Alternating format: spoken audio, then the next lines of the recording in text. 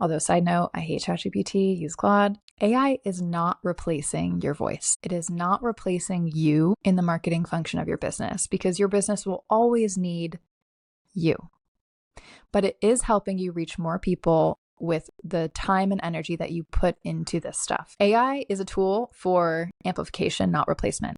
Use it to enhance your existing genius, because you are one, you are a genius. Do not copy and paste and blindly trust it. 3, quality inputs, quality outputs. Your expertise matters more than ever. Technology, we don't serve technology. Technology serves us. And so remember that. Now, with content repurposing, I want to dive into that a little deeper, because I noticed that the people that do use these tools for content repurposing, it's leading to a ton of AI fluff on the internet. And I know we've all seen those posts, like the LinkedIn posts that kind of have a confessional feel, and it's written in the same way, and it says things like, here's the thing. And everyone can spot it from a mile away. Those posts, even though it feels like a shortcut and a hack, they're not going to go anywhere. And I think the key here is training AI to understand your voice. Welcome to Side Note, the podcast, where we explore the intersection of business and intuition. I'm your host, Samantha Fackler, a Fortune 100 marketing advisor turned leadership coach who has worked with over 100 companies across 13 years and counting. And yes, I also keep crystals on my desk. I love astrology, and I'm a trained Reiki master. So I see the connections that other people miss. Join me for conversations that'll change how you think about business, life, and everything in between. We are talking about AI, but we're not just talking about it in some sort of high conceptual way in its buzzwordy nature, but we're actually getting into how do you use it in your business where it has value, where it starts to really unlock things, because that's what it's capable of, but most people aren't using AI correctly. Now, what gives me the right to talk about this? I was in technology for most of my marketing career. So I spent about 10 years marketing technologies and understanding consumer behavior in that adoption curve.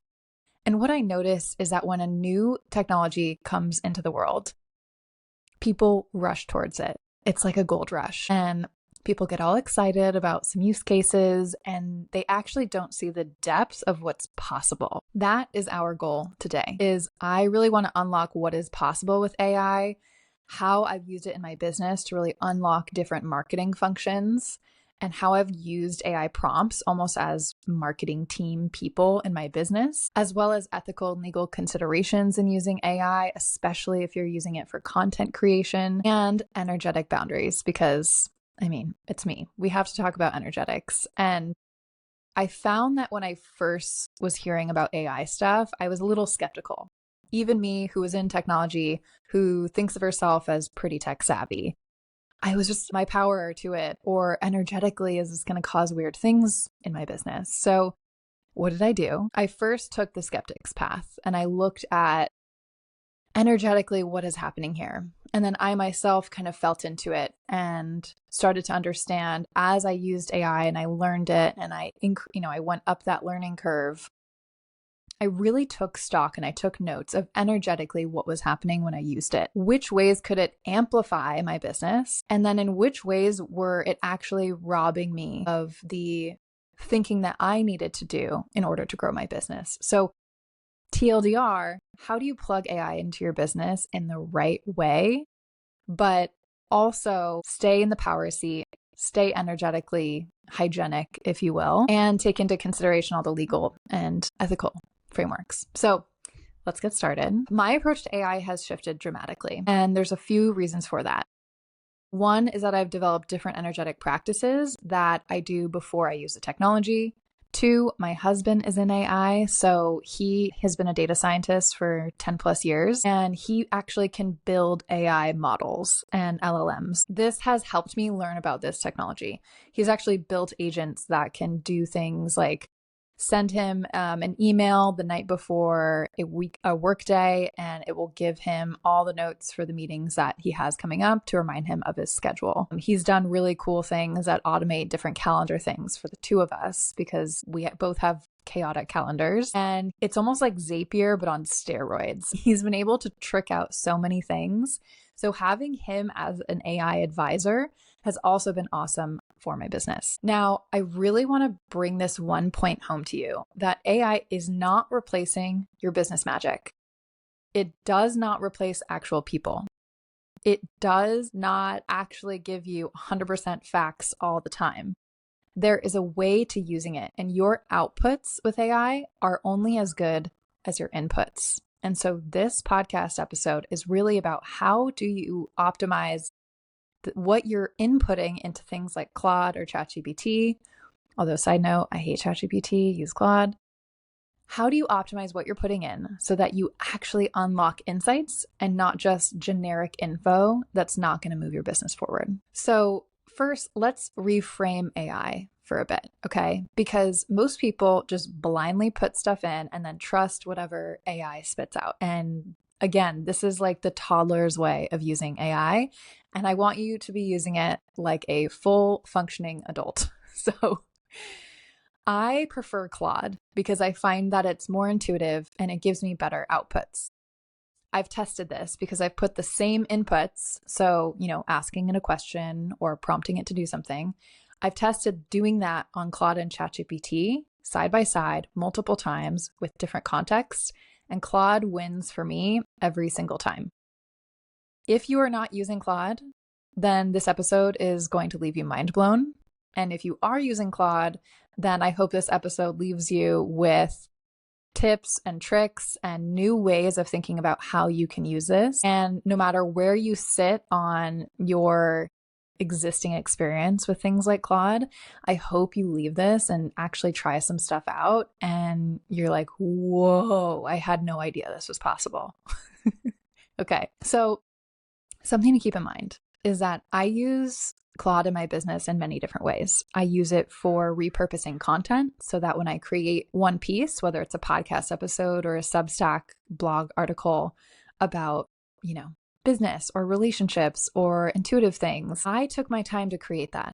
But I can easily repurpose that content for other areas where my business shows up, like Instagram, LinkedIn, my email recap newsletter that talks about all the things going on in my work universe, all sorts of things, right? But repurposing that content historically is a laborious process because you have to do a lot of writing and a lot of editing. But AI makes that incredibly easy and fast. So that's been one huge way that I use Claude. But another, and I think one that's overlooked by most people, is actually turning AI into your own product marketer. Now, a product marketer is someone who specializes in looking at what you offer, analyzing how that's delivered, and analyzing your customer deeply to then create what's needed to fill the gaps between those two. So they're doing customer research to understand how your ideal customer thinks and behaves and all that good stuff. But they're also doing research into what makes your offer different than anything on the market or in the world. Because trust me, there are differentiators. But most people do not take the time to find out what their differentiators actually are. So turning AI into your product marketer can help you do this and start to unlock those insights that then take your marketing up a notch and actually lead to conversions and people paying attention to what you're talking about. Another big one that I see and that I've used myself is value prop development. Value propositions are not talked about in the online business space, and yet they are a keystone in the corporate space. Every single company has value propositions for every product or service they offer. This is because value propositions are basically statements that differentiate you while talking directly to your people. And that is a huge unlock in terms of attracting your ideal client with what you offer and actually getting conversions. Conversions, right? Like that is the reason why we do marketing at all. It's because we want to reach the people with things that resonate with them, that draw them into our business so that we can give them value with what we offer and find that correct exchange. So many other things that I use Claude for, but another one is PR and thought leadership angles. Sometimes I feel like my brain has 1,000 different topics that I could speak to. I could talk about how yogic philosophy influences the way that I go about my week and my day, or how I make decisions when a sticky situation with someone arises. I could talk about my nonviolent communication certificate and how I've led workshops on communication. I could talk about heart-led businesses. I could talk about, 1,000 things because I am a whole universe packaged into a human. And so are you. So what I find with business owners is oftentimes they're like, I have so many things I could talk about. And maybe they've developed a content strategy, but it might not actually have the topics that will resonate with their audience or position their personal brand or position them as a thought leader, even though that they are. So you can use AI to help you develop and ideate things in a really strategic way to know what should I really be talking about so that I'm not just creating content that goes into the void and wastes my time. For a moment, I want you to think, how much time have you spent since the beginning of your business on creating content? Now that could be writing something for your website. That could be writing a caption, putting together a post somewhere, writing an email, hundreds, maybe thousands, maybe hundreds of thousands of hours, depending on how long you've had your business. Using Claude will slash that in at least a fourth. Because when you use Claude for these different things, you cut down time in many, many different ways. Now, there was a breakthrough moment. One of my clients, Drea, I forget actually the subject matter of what we were talking about, but I was like, why don't you use Claude for it? She was like, what's Claude? Are you kidding? My mind was blown. I was like, you have not heard or used Claude? Are you living under a rock, my precious angel gal? And she started using it and we talked the next week and she was like, I've used it every single day. Thank you for this. This has been the best introduction ever. So take that as you will. And if you aren't using Claude, get on there. Also, this is not sponsored by Claude in any way. I just genuinely love it. And I've used it to do awesome things. So the key thing here, because we're talking a lot about content and writing and marketing, AI is not replacing your voice. It is not replacing you in the marketing function of your business because your business will always need you. But it is helping you reach more people with the time and energy that you put into this stuff. Right? It amplifies. Technology, we don't serve technology. Technology serves us. And so remember that. Now, with content repurposing, I want to dive into that a little deeper because I noticed that the people that do use these tools for content repurposing, it's leading to a ton of AI fluff on the internet. And I know we've all seen those posts, like the LinkedIn posts that kind of have a confessional feel and it's written in the same way. And it says things like, here's the thing. And everyone can spot it from a mile away because I believe that content carries with it energetics. Again, energetics is making its way into this conversation because energy is everything. When you are writing content, an energetic signature, it's like your fingerprint on whatever you write or create. Now, if you use AI and say, hey, I don't like the way that I just wrote this, rewrite it for me, and you simply copy and paste that somewhere, it loses your energetic fingerprint. So in order to maintain the strong energetics of marketing coming from you and or your team, there's ways to use AI for content repurposing, and then there's uses like I just talked about, the copy and paste method that just simply loses the magic.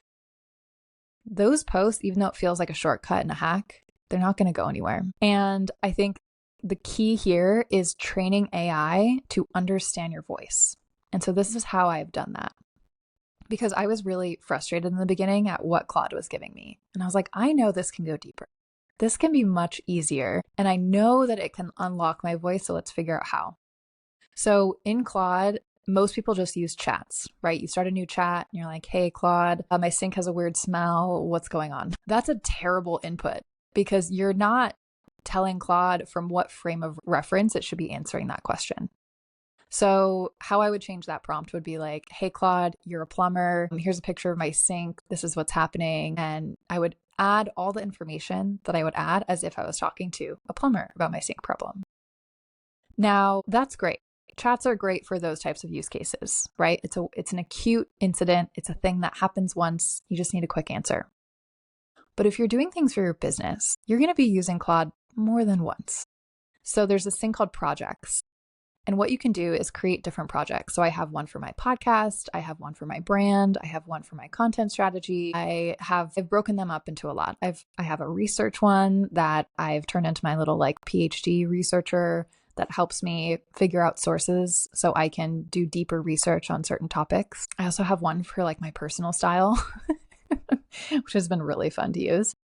But the magic of projects is that you can feed it key information. So for my content strategy project, I give it my brand guidelines, my content style guide that I've created, and I give it a few different writing samples of things that have performed well that I've created. Because you are feeding this project this vital information, it will always have that information. And then you can create as many chats as you need, and you don't need to be repeating yourself. Because that has been one of my early gripes when I was figuring out how to use AI, is that I felt like I was constantly repetitively putting in, hey, Claude, I am a business coach for entrepreneurs and corporate leaders. My differentiators are, I was trained at Berkeley Executive Coaching Institute, so I'm a certified coach, which means I actually know what I'm doing. I have 13 years in marketing. I've worked with huge companies, Apple, PayPal, etc.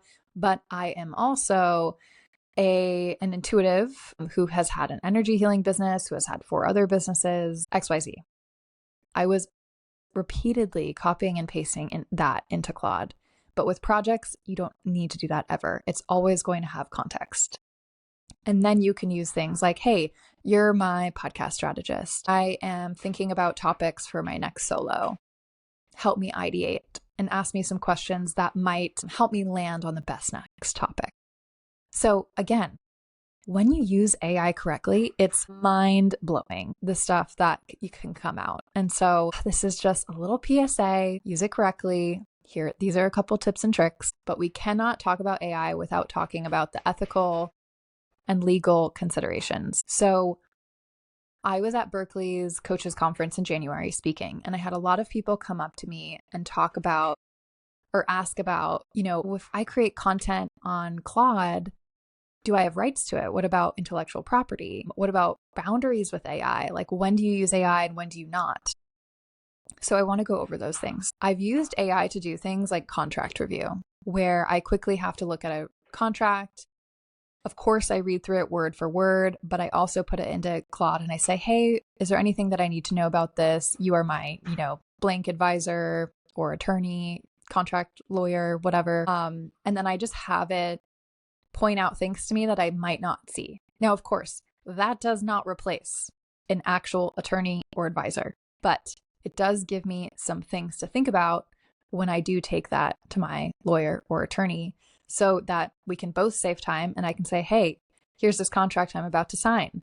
These are the things that I'm concerned about. And of course, I'm double checking that, right? If Claude tells me, hey, you should be concerned about points A, B, C, I'm looking at A, B, C. I'm forming my own opinion. I'm taking that to my lawyer. And then he and I are talking about those points, as well as anything else that might come up. So be cautious, but also trust. And how do you find that balance, right? How do you trust what Claude is giving you, but also remember to fact check it? So I think something to keep in mind here is the 80-20 rule. Claude 80% of the time is going to give you great stuff if you put in great inputs. But 20% of the time, it might be wrong. And we need to fact check that. An example of this is I used Claude to help me figure out some different gaps that I had in my looks for my brand shoot. So I had my 3 looks I worked with a stylist on. I'm so excited for the shoot. It's actually in 2 days from the date that I'm recording right now. But there were some accessories that I wasn't quite sure about. And so I was like, hey, help me figure out accessories for these looks. You're my brand stylist. This is the photo shoot. Gave it all the context. And it was great. And it said, hey, here are your 3 looks. If this is what you're going for, I recommend this type of jewelry for each look. And then I, made some edits. I said, actually, that doesn't feel quite right for look 2. Change it. We got to a good place. And then it asked me, hey, do you want specific links to some of these items I'm recommending? And I said, yes. Now, about half those links it sent me went to pages that were 404 pages on certain websites. So like a pair of earrings from Jenny Bird. I go to the website, it says, hey, this item's not there.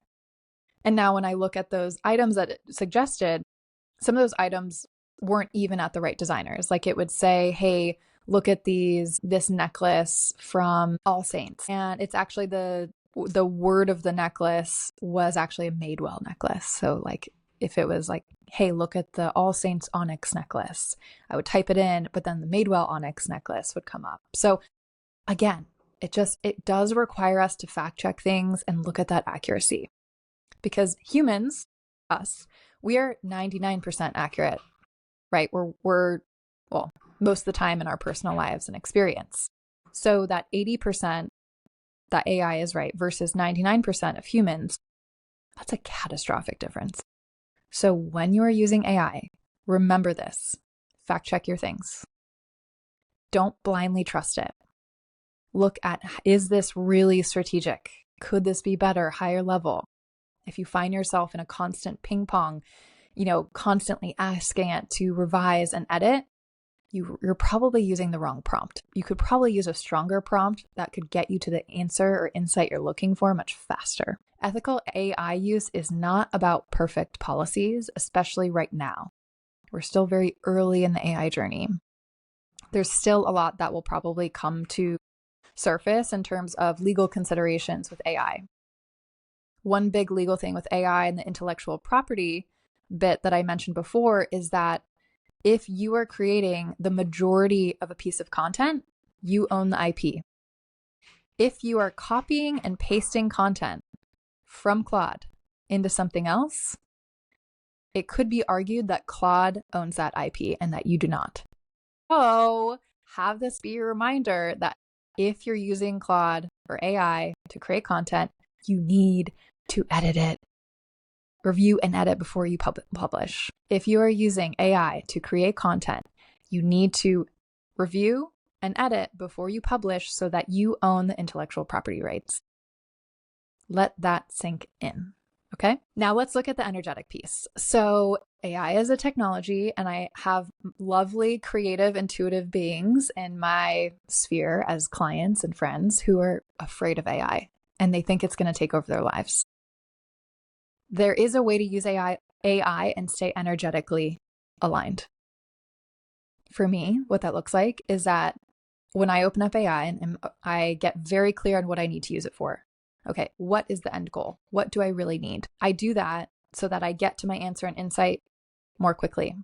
Because what I see happen is that someone goes in to, say, ideate some LinkedIn posts and what they're going to post there for their business. But what happens is that 5 seconds later, all of a sudden, they're in a content strategy outline that Claude has created for them for their LinkedIn.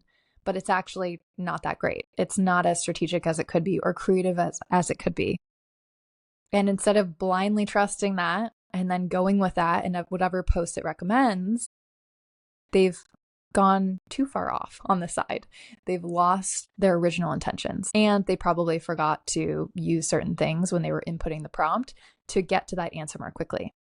So before you use AI, sit down, ground yourself, feel your seat in the chair, your feet on the ground, however you do, ground yourself and make sure you're very clear on what you're going for. Another thing is that you need to know when to stop using AI because it's so quick. We get this dopamine hit when it gives us an answer. There is something that feels really good about that. And just like how addicting scrolling on social media can be, it can also be addicting to go back and forth with Claude because you're constantly getting new information. You're being fed that, right? And when I say fed, I really mean that. It's like you're consuming when it gives you an answer. So when you ground before, what you do is that you prevent getting caught up in that and going back and forth on a really, really long chat that takes you so far off course than what you originally intended. There's also this question of when to trust AI and when to trust your intuition. For me, that's my body. My body is a compass here. There are certain times when I've used AI, maybe I'm throwing ideas back and forth, or I've generated a chart of thoughts and ideas that my clients have so I can better understand their thinking. There are moments where I find myself in a chat with AI and my body feels like it wants to stop, like it wants to put up its hands. I need to stay in tune with that in order to understand, okay, this actually isn't leading me anywhere. I don't know if this is 100% true. And I'm going to take a step away and intuitively check in with what feels the best. Is this leading me towards the direction I need to go, or is it leading me away? So checking in with your body is really helpful there. You can also just take a moment away, step out of your office, home office, where you're using AI, get away from a screen. When we are in front of screens, we can sometimes be so overwhelmed with information that it's difficult to check in with our body. So sometimes you just need to turn the screen off, go outside, smell the grass, and then come back and check in with yourself. Okay, do I want to keep going? What's it here? Maybe start a new chat, start over, whatever it is. Check in with yourself. Because the garbage in, garbage out principle is very true with AI. If you're feeding it garbage stuff, you're going to get garbage stuff out of it. So make sure that you're putting in correct prompts. Because AI is like any other tool. It is as conscious as you are. If you go in consciously using AI, you don't need to worry about anything. You're going to be using it in the right ways. You're going to be knowing what to navigate, all the considerations to keep in mind, and you're going to get the most out of it. Now, there are a lot of different guides out there on how to use AI. And I looked at a lot and I saw that most of them are either fluffy how-to tutorials, they have really generic prompts, or they just don't work straight up. They give you garbage things back. And so I got really kind of pent up. I was like, the world deserves better. So I created a guide called Turn AI into Your Marketing Team.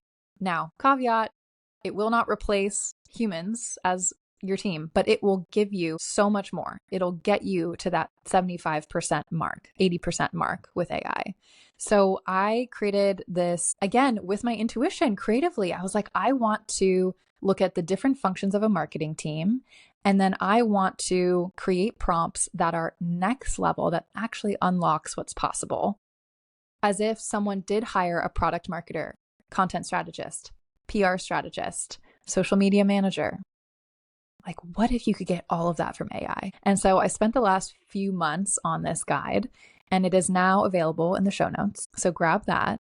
It does all different things, right? So I know I went over product marketing, content strategy, PR uses, and all of those use cases above or earlier in this episode, but they are now in that guide for you. The guide also includes best practices and tips for how to use this and the considerations, just in case you forget some of them from this episode. So go get that guide. It's super easy. It's less than a coffee. It's only $7. And the ROI is significantly higher because this will save you, again, thousands of hours long-term on your marketing. You do not need to be tech savvy in order to be AI savvy. And that is what my takeaway was from my research out there when I looked at other guides. And so this guide helps anyone, no matter how tech savvy you think you are, whether you're on the higher side of things and love to dig into systems, or you are like, I'm a creative, intuitive, energetic being. I like to float around. Sometimes my feet don't touch the ground, but I could use AI. It serves that entire spectrum. Now, the future of AI, I think what I predict is that more people are going to be starting to use agents. So this is almost like Zapier on steroids that I mentioned before, where it will replace certain functions, but then those functions will be upgraded. So for example, virtual assistants are amazing, and they have really helped me in terms of the admin side of my business. But there are AI agents that can do some of what virtual assistants do. However, the 80% rule still stands. Right now, I prefer human virtual assistants, but there are certain tasks that can be outsourced to an AI agent so that my virtual assistant human can do other things that a human is better at than AI. So that is one future thing, I think. I've heard of people actually creating bots, like marketing bots for their business. So they've totally outsourced to AI. But again, I think the creativity and intuition that humans have is irreplaceable. You cannot clone a human into a technology. AI is incredibly powerful. And also there are many other ways it can be used with society and the world right now. I'm just speaking to how it can be used with marketing for business owners and some other fun use cases, of course. But just take that into consideration.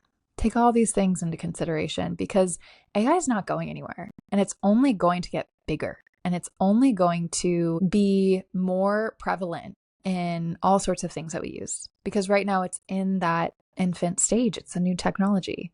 So models will get better, LLMs will get better, agents will get better.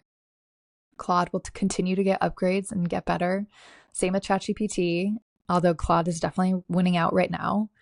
I'll do another episode with David, my husband, who has been in AI and is much deeper in the technology side.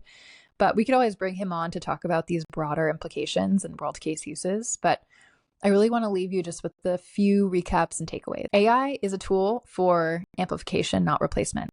Use it to enhance your existing genius because you are one, you are a genius. 2, the 80-20 rule. AI can be about 80% accurate, but that 20% gap is crucial. So do your homework. Do not copy and paste and blindly trust it. 3, quality inputs, quality outputs. Your expertise matters more than ever. So if you want a cheat sheet of prompts, that's the AI guide I mentioned in the show notes. Grab that. Always fact check AI information. Treat it as a starting point, not as gospel. Just because it doesn't give you the immediate exact answer doesn't mean that you have to throw away the whole conversation. You might just need to train it a bit more, go back and forth a few times in order to get more correct points. And then again, you can fact check from there. Energetically, set clear boundaries before you use AI so that you don't end up 1,000 miles left in a desert down the road. It'll also help you understand, hey, am I on the right path with AI? Is this actually leading to my answer? Or do I need to step away? Do I need to change the prompt that I'm using? Do I need to completely shift into a new conversation with it? Ethical use means keeping your energetic fingerprint on the content that you create. So maybe you are having AI generate a content calendar for you, but then you go in, you review what it gives you, similar to how you would review a social media manager that would give you that calendar, and rewrite and edit things as needed. Now, that is so much less work than writing it from the start, but it'll hugely help you and have you leap forward. Now, success with AI comes from asking the right questions, not just what it gives you. So again, just remember that piece. Quality inputs, quality outputs. If you want all of my favorite prompts that I use in my business to unlock product marketing, so meaning unlocking customer insights, value propositions, how I differentiate my business, etc., as well as unlocking a content strategist, content strategy, content calendars, social media strategists, so plans, hitting the tone of voice right, actually training AI on your voice so that it gives you things that are really, really close and cuts down the editing and review process, as well as turning AI into a PR strategist so that you know what to talk about and why in order to trend jack, then get my AI guide in the show notes. It's only $7. It's less than a matcha latte these days, and the ROI is significantly higher. So it's a no-brainer. With that, if you have any questions, comments, leave them on the episode if you're listening in Spotify, Apple Podcasts, or YouTube, or shoot me a DM on growwith_Sam on Instagram. I am in the DMs and I love them. They're a good time. So if you're here and you enjoyed this podcast episode, feel free to leave a 5-star review because they put stars in my eyes and they're amazing, and follow the show. So with that, catch you next time.